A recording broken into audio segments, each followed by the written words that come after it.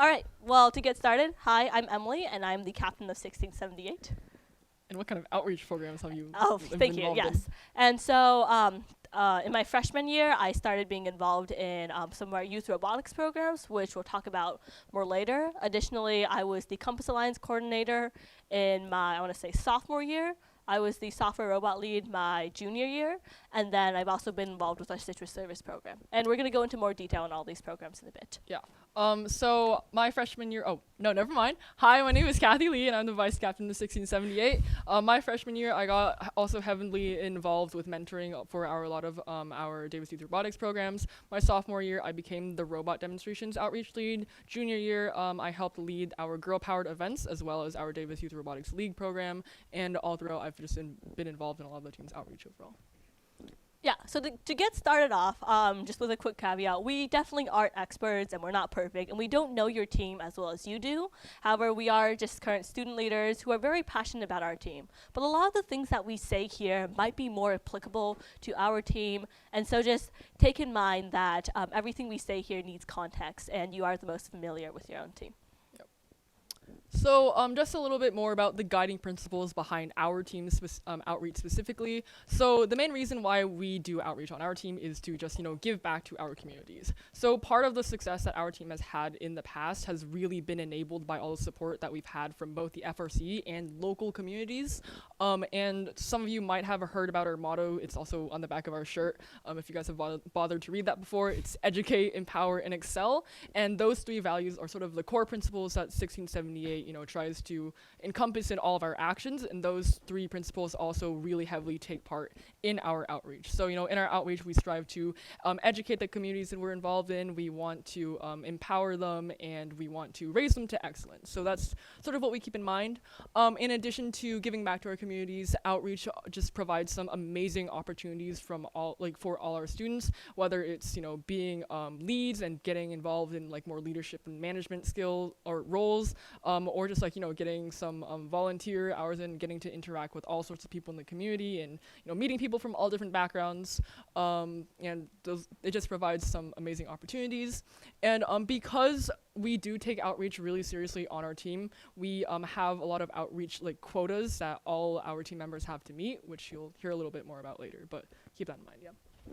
Right, so to give everyone a bit of context before we start going into the rest of the presentation, we just wanted to go over some of our major outreach programs, and if you have any questions on any of these programs, feel free to ask them in a bit.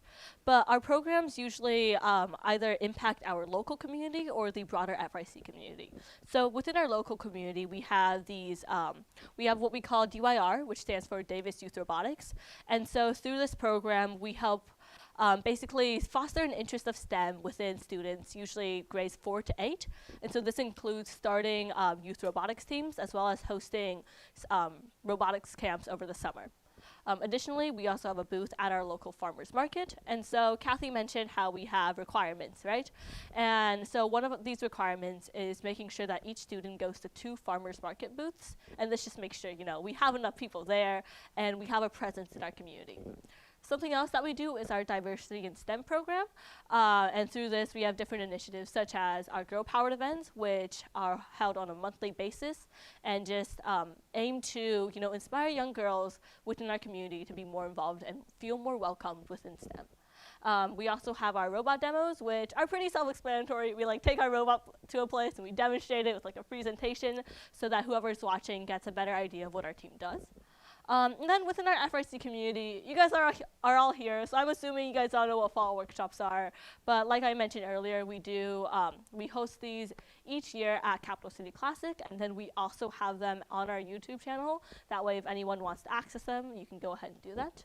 We have our citrus service program, which I don't know if you guys realize we have a handful of students walking around today with these citrus service jackets. And so the purpose of this program is just to have dedicated students reaching out to other teams and supporting other teams during competition, making sure that each team is able to play at their highest potential. And lastly, we have the Compass Alliance. And so this was actually a program started by Team 3132. And so in collaboration with 3132 and other teams such as 971, we've created this online resource for teams across the globe to use. All right, so a little bit more context on how the leadership structure specifically works, because we have a lot of programs and all of those programs have, sometimes like sub-initiatives or different events going on. We really want to make sure all of that progress is managed specifically by someone who is, dedicated to that role. So that's where we have our outreach leads.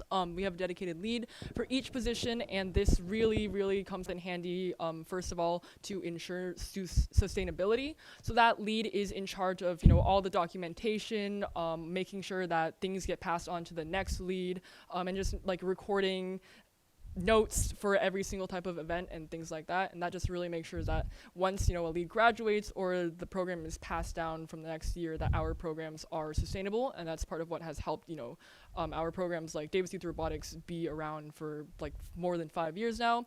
And they also really just monitor the progress in every single program. They're completely responsible for that. And obviously, they can get some help from team members and from mentors. They have support from mentors as well, but it really just ensures that, there's one person accountable for everything and that progress is managed well.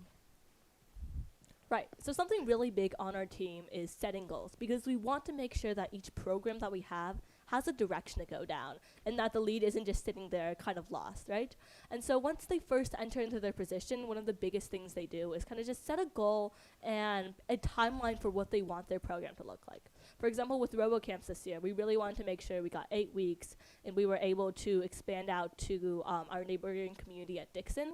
And so these were really important things that our RoboCamps lead had to keep in her mind as she planned out and as she made her timeline for her program. And so just setting manageable and tangible goals for the program once you start out is really helpful for both the lead and just the team as a whole as you move forward.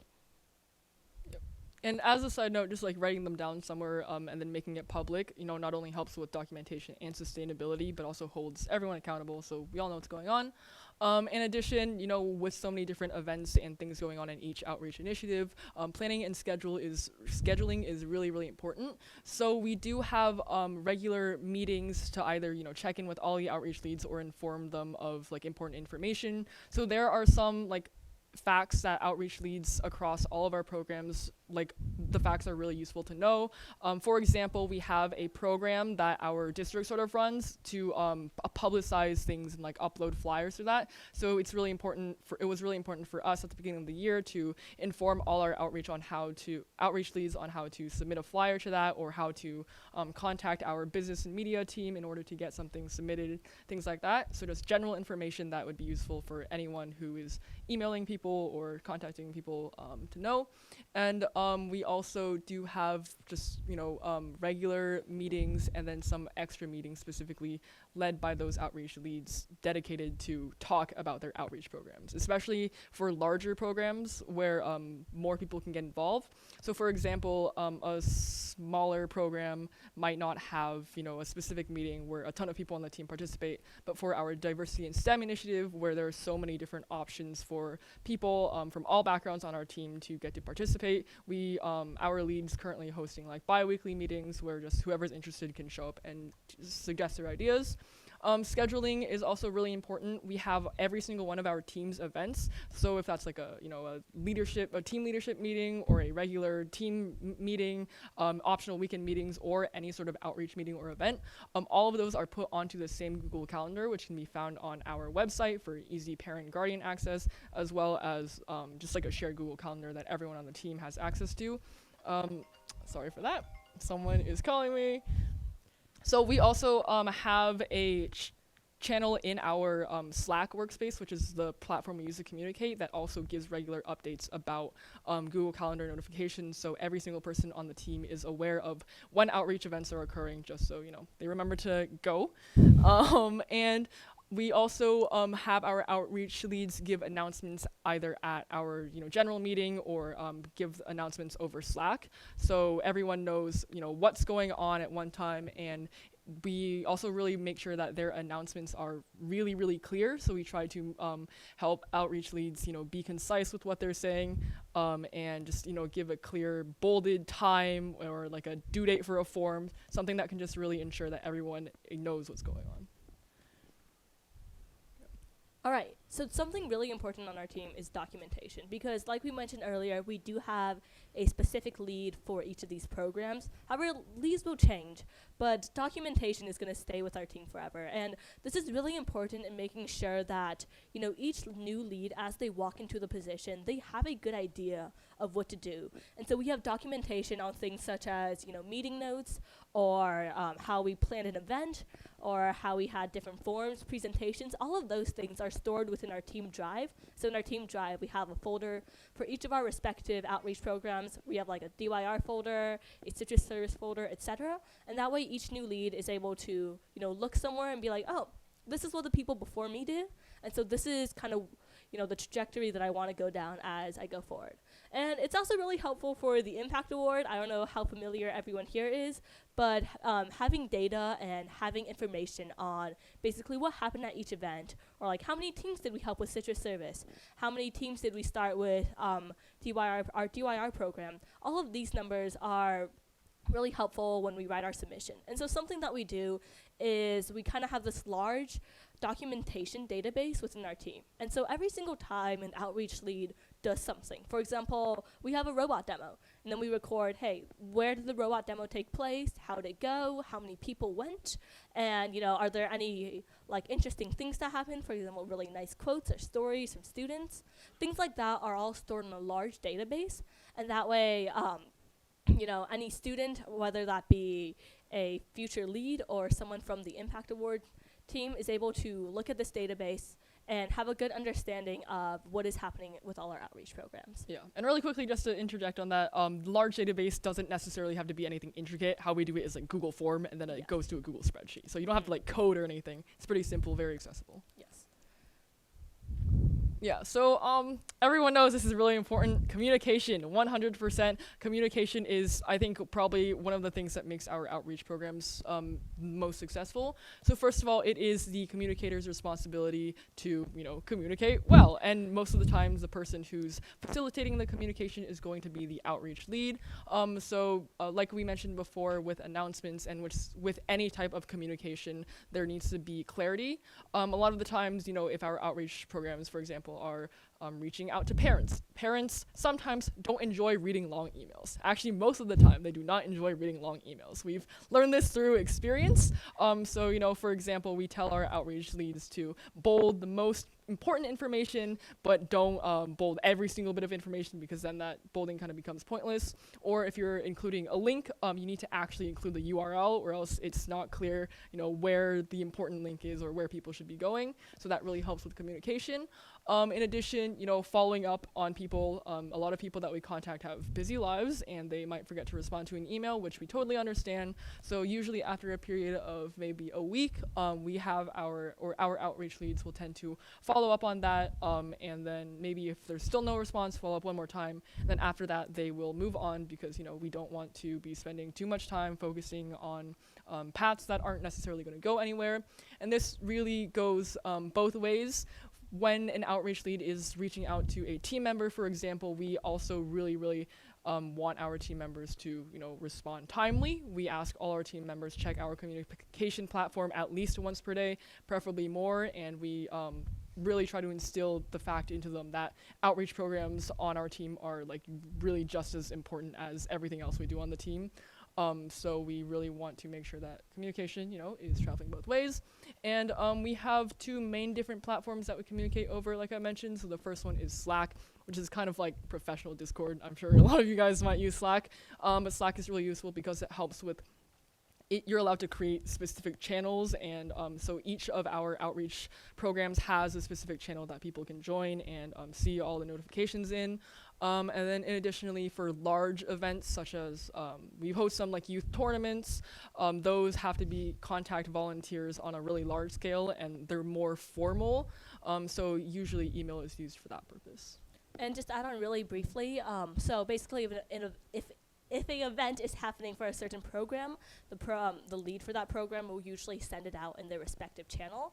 And that is also coupled with making a verbal announcement at our general meetings. Mm-hmm. That way, everyone is able to hear it, you know, is able to hear the announcement as well as see it on the Slack channel. Yeah, and with specific communication things, one thing to really keep in mind is that you want to be talking to people directly. If you just like at everyone in a channel, chances are you're not going to get a response. So for example, if our outreach lead isn't getting enough responses, or like, you know, if they're not getting enough responses from potential volunteers, something they could do is reach out to people who have either never volunteered for the program before so they can get a chance, or people who might not have been as participative in our outreach, things like that, so they can just reach out directly, and they're a lot more likely to get a response then. That also applies for holding people accountable. So, you know, if we have a team member who isn't showing up to their farmers market shifts, our farmers market lead is going to say, hey, you need to tell me if you're not going to show up, you need to tell me a certain number of hours before, and if not, because we take outreach so seriously, this is like going to have consequences if it happens enough.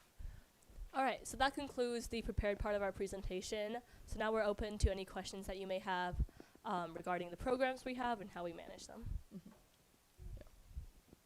Yeah?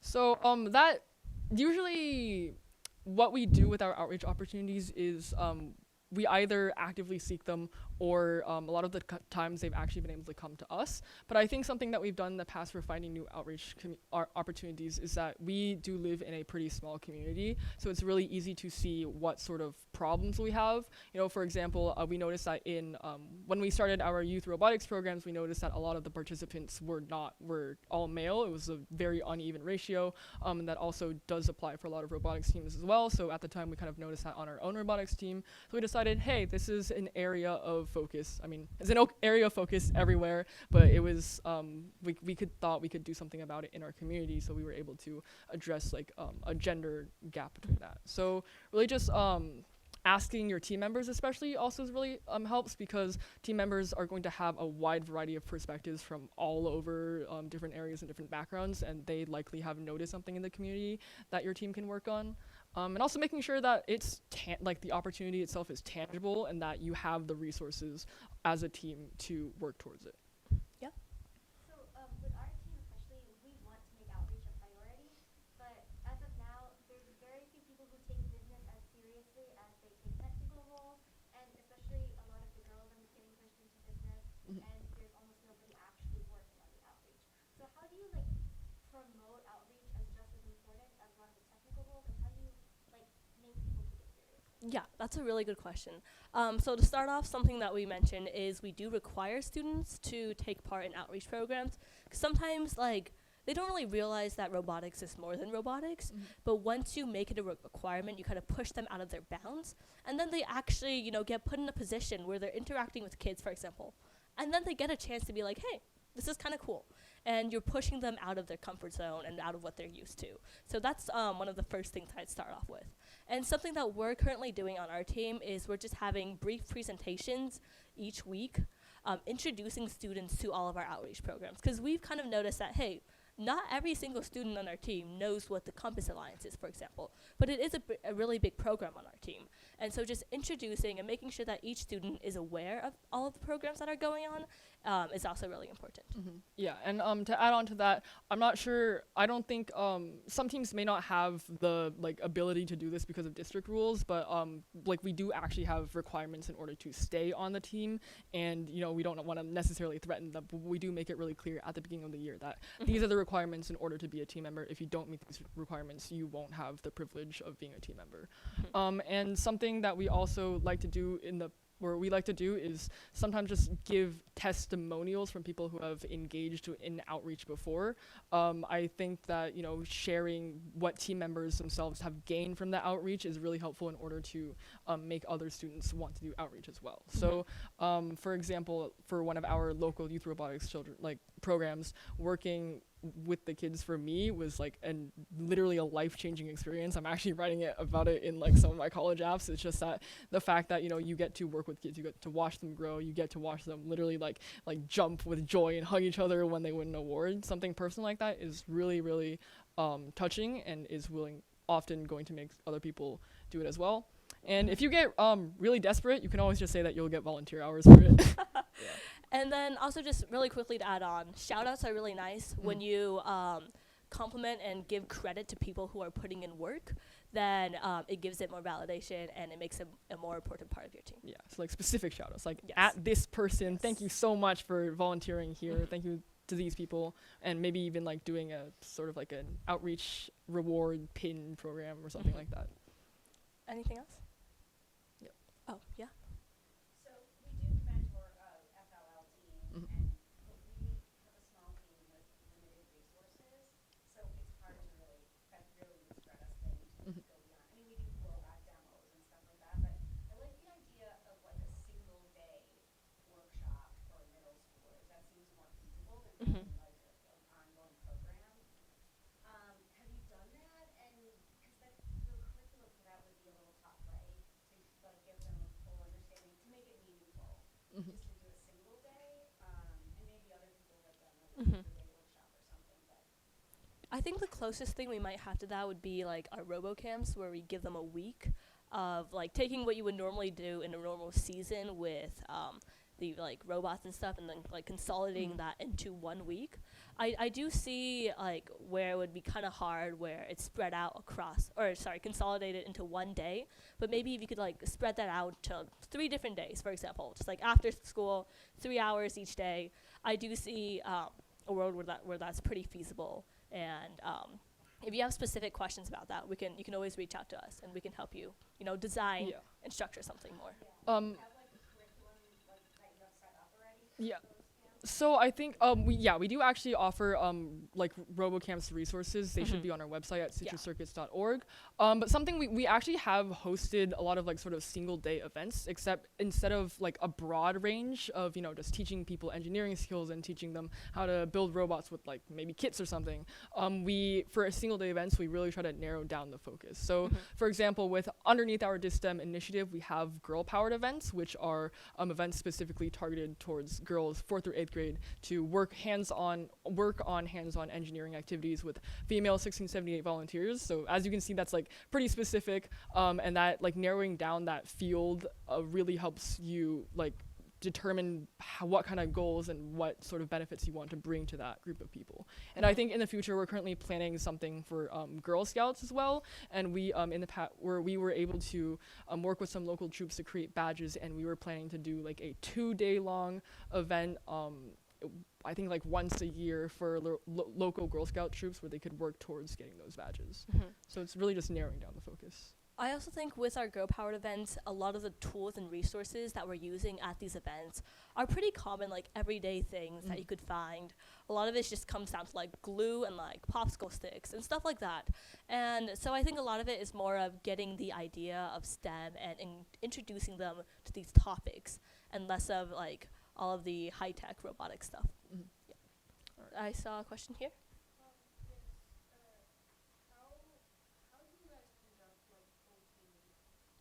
Yeah, so what we do is we start off with a big general meeting. So we do have quite a large team.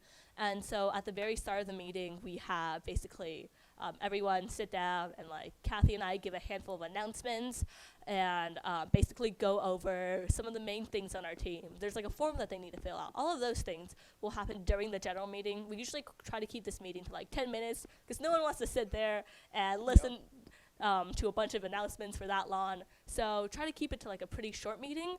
And then we split off into sub-teams. And so our entire team is split into 6 sub-teams. There's 3 hardware sub-teams, 2 software, and 1 business and media. And these sub-teams are much smaller, like 10 people each, and they all have their respective sub-team lead. And so this allows, more engagement, and this allows students to basically talk one-on-one with their sub-team lead, and the sub-team lead will assign tasks and roles to each of these students. Yeah. Does that answer your question? Yes, and for a little bit more context, the timings on those meetings. So during like off season, we have meetings 2 days or 2 weekdays, and those are 2.5 hours each. And during build season, we have those meetings as well as like 8-hour meetings on the each weekend day. So it's like comes out to 21 hours total, something a lot like of that. hours. Yeah. Yes. We Over have a little bit 90. over 90. I think the Over exact 90. number is like 92 right now. Mhm. It's a lot. I saw another. Oh, Oh. yeah. But yeah, we do have around 90-ish each year. Yeah. Yes.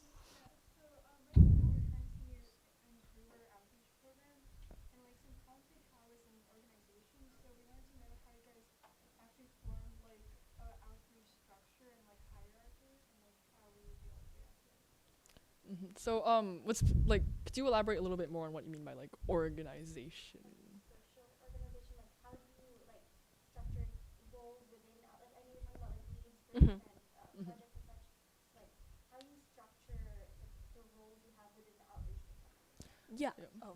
So there aren't too many like specific roles within the outreach initiatives. It really just depends on the program specifically, and some roles may change. So what happens essentially, the lead takes on the program after like a round of leadership interviews that we conduct, and then once they take on the program, they decide what kind of goals they have for the year and what they want to get from the program, and then after that they sort of determine what structure would be the best for that program. So with our Davis Youth Robotics programs, for example, the one I led, which was League, that was like or completely separate from school teams that are like coached by parents. So there was really only one person that needed to work on, creating the teams and creating the Google Forms and things like that. However, I did work a lot with my the lead of the Davis Youth Robotics tournaments to help send emails and communicate with each other. So like if you have programs that are possibly related and some work could be combined and collaborated upon, that'd be really great. However, I didn't want all forms of communication going through a ton of different people, because that's just not really efficient, and then it makes so that the goals of the program are spread out really thin. And then additionally, I determined throughout the year I determined at the beginning of the year that some roles that would be needed for the program itself would be student mentors for the program, and then my lead for the tournaments, though there are like 30 different roles for every single tournament for like almost 80 volunteers total, including adults. So it really just kind of depends on where you're going.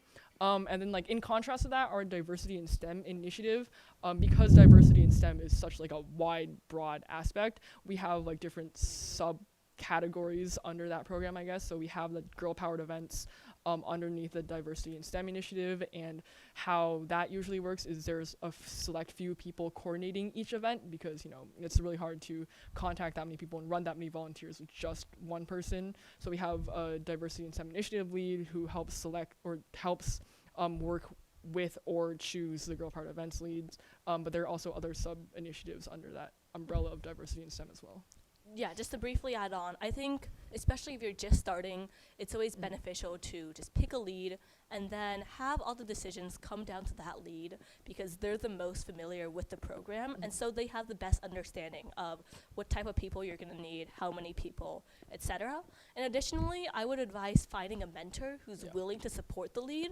For example, we have a mentor basically dedicated to all of this outreach stuff, and so it's really nice to have someone there who will stay with the team for longer than the students will, just to keep the program sustainable and have this running knowledge over the years. Yeah, and that also allows you to get mentors from different backgrounds as well. So we've had mentors in the past who are, like parents of students who are interested in helping the team and supporting it, but they might not necessarily have like programming knowledge or super in-depth like budget managing analysis. But we've had people who are like, working in communications jobs or working in like jobs where you specifically have to contact people excessively or something like that. And that can really, really be useful for managing outreach programs. Is there, Yeah, so something that we do is we keep everything basically in our Google Drive with a specific folder for each drive. I think it comes down to what you want to document, but my advice would be a mix of how you did the thing and then what happened, right? So throughout the process of doing the thing, especially as like, if you're starting out early, keep track of all the emails you send, for example. Keep track of all the presentations you give. Keep track of all the forms that you send out. All of these things could be useful in the future for people who are continuing programs. Yeah. And so that's kind of like what you did. And then I would also advise documenting what happened. So like how many students came, like how successful was the program, or they're like specific, instances or stories or quotes that stand out. And so having both of these, I think, gives you, a sufficiently good documentation. Yeah, and for documentation, we have debriefs after pretty much every single event, where we have all the people who are really involved in the management of that event. So that includes, possibly the program lead, as well as a couple of other people who had like large roles in volunteering, and those people could usually like sit down and then talk about usually it's 3 questions. So it's first of all, what went well, what should we continue doing, what went poorly and what could be improved, and then how can we fix those issues. And something that's really helped all of us in the past, not even just our outreach programs, but also our sub teams, is, you know, during an event, so like during a competition, we have just a list somewhere that is like public, probably on our Slack, maybe just like a thread or something, where you say like, this is all the things that went wrong during this competition. And then as the competition goes on, anyone who's involved in the event can just thread or like write on the Google document or something and just say, this went wrong right now. And that ensures that it's public, so everyone sees it, everyone knows that that happened, and then everyone can provide different perspectives later, and that no one forgets anything. That's really important. Anything else? Yeah? How do you guys go about like hearing from your full team for like direction for the future? Direction for the future, do you mean like? Basically like setting your goals and stuff for like knowing kind of what everyone wants to like get out of the team so that you guys can like set goals based off of that. Yeah, so something we have on the team is a climate survey, which we send out at the end of off season and then again at the end of build season. And so this way we get a gauge of how the team is feeling about the programs that we're doing and about their interactions with other students. And so if we see something majorly wrong with that, we have a good idea of like, oh, this is probably something we should address.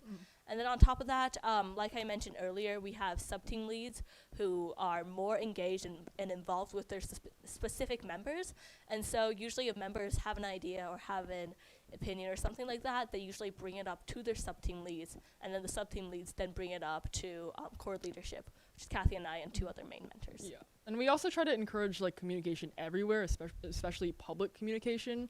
So like if someone has an idea or a question and they ask it in a public channel where everyone can see it, then it encourages a lot of discussion, and eventually that will help team members open up. Because if you use DMs to say, hey, I have this lead or this idea to this lead for this program, then no one else is going to see it, no one else can provide any opinion, and then, you know, people won't really get to know the outreach lead, and they won't really feel like they're involved. So just keeping things public whenever possible is a really good idea.